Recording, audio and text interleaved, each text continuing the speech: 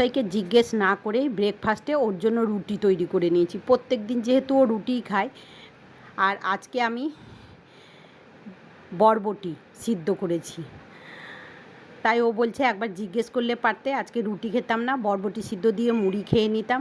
আমি প্রত্যেক দিনই মুড়ি খাই, মুড়ি খেতে খুব ভালোবাসি। আমার রুটি অত পছন্দ হয় না, মাঝে মধ্যে যেদিন ইচ্ছা হয় সেদিন একটু খাই এক দুটো।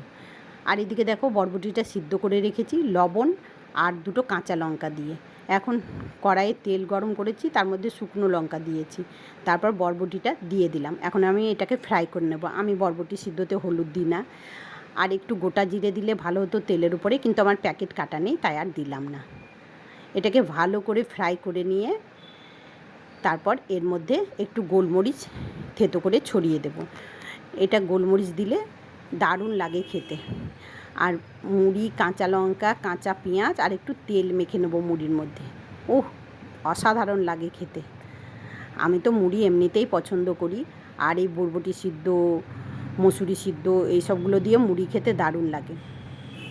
আর বরমশাই যদি রুটি খেতে চাই তাহলে দেবো, না খেতে চাই তো রেখে দেবো, রাত্রে খেয়ে নেবে।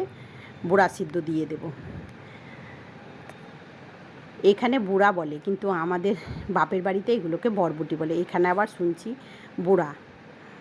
যাই হোক, আর এইদিকে দেখো ডিম সিদ্ধ বসিয়ে দিয়েছি ব্রেকফাস্টের। আমাদের ডিম সিদ্ধ থাকেই, আর আমের সিজন সেহেতু তো আম থাকবেই। আর এটা কত বড় একটা আম দেখো, পচে গিয়েছে। চলো বাই, সবাই ভালো থেকো। আবার অন্য কোনো ভিডিও তোমাদের সঙ্গে দেখা হবে। শুভ দুপুর।